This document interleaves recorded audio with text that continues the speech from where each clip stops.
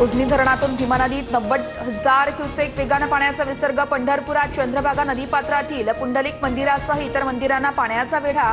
तसेच ब्रिटिशकालीन पूल पाण्याखाली गेल्यानं सतर्कतेचा इशारा।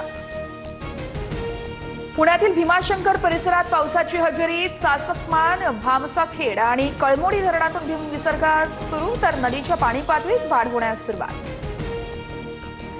छत्रपती संभाजीनगरच्या गंगापूर तालुक्यात ढगफुटी सदृश्य पाऊस। जायकवाडी धरणाचे आपत्कालीन दरवाजे उघडले। 1,13,184 क्युसेकनं विसर्ग। जायकवाडी धरणाचे 27 दरवाजे उघडल्यानं गोदावरी नदीला पूर। वैजापूर तालुक्यातील भिवगावमध्ये लोकांच्या घरात पाणी शिरले। एनडीआरएफच्या टीमकडून 12 जणांची सुखरूप सुटका। बोरा नदीला पूर आल्यानं 12 जण अडकले होते। मुख्यमंत्री फडणवीसांनी घेतला राज्यातील धरणांच्या विसर्ग स्थितीचा आढावा। स्थानिक प्रशासनाशी समन्वय साधत सतर्क रहा, मुख्यमंत्र्यांचे जलसंपदा विभागाला आदेश।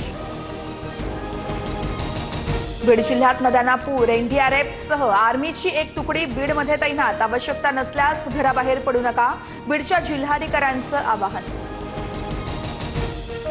मुसळधार पावसामुळे चाळीसगाव शहरातील धुळे रोड परिसरात जलमय। शहरातील रस्त्यांना नदीचं स्वरूप। आदर्श कॉलनीमधील लोकांच्या घरात आणि दुकानांमध्ये पाणी शिरलं।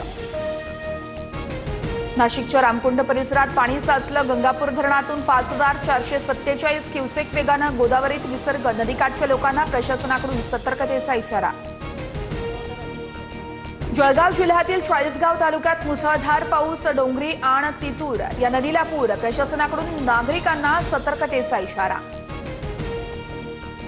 परभणीच्या पालम तालुक्यात पावसाचा हाहाकार। 24 तासात 150 मिलीमीटर पावसाची नोंद। शेती पिकांचं मोठ्या प्रमाणात नुकसान।